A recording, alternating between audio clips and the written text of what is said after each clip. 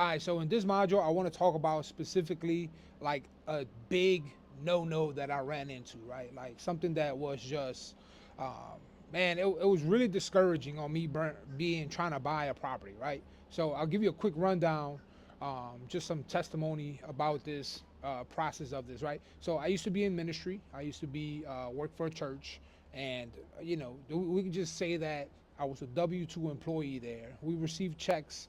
Um, to be able to do the job of what we had to be able to do, right? So, me being in there, I later on resigned because I was cutting hair and things like that, and I was like, okay, I'm just going to continue here. So I switched from a W-2 job to a 1099 job.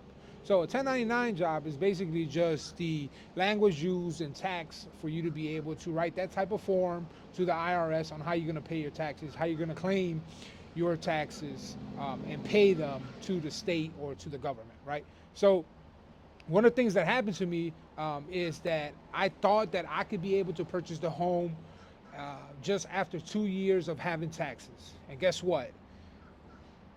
That is the case, but I had resigned already where I was at, and now I had to start 2 years again. This is not like we're talking about money.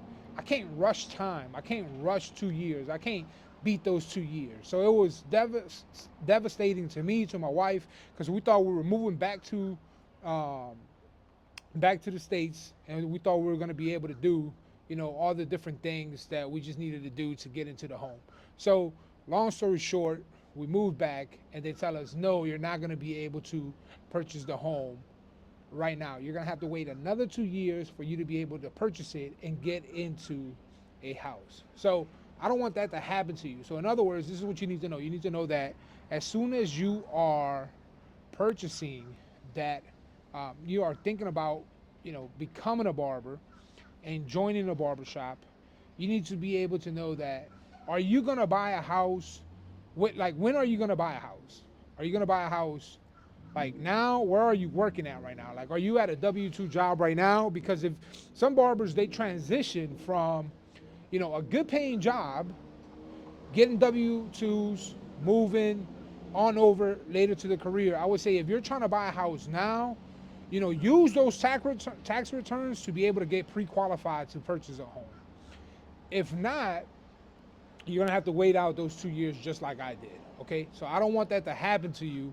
I want you to be able to stay at your job until you're ready to buy that.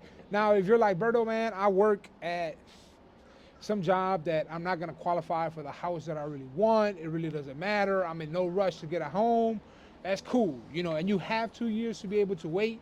You could be able to do that, right? But right now, you just definitely need to game plan, at least be thinking of at least 2, 3, 4 years um, ahead of the game in this whole process. All right, so let's go ahead and go to the next module in this whole process.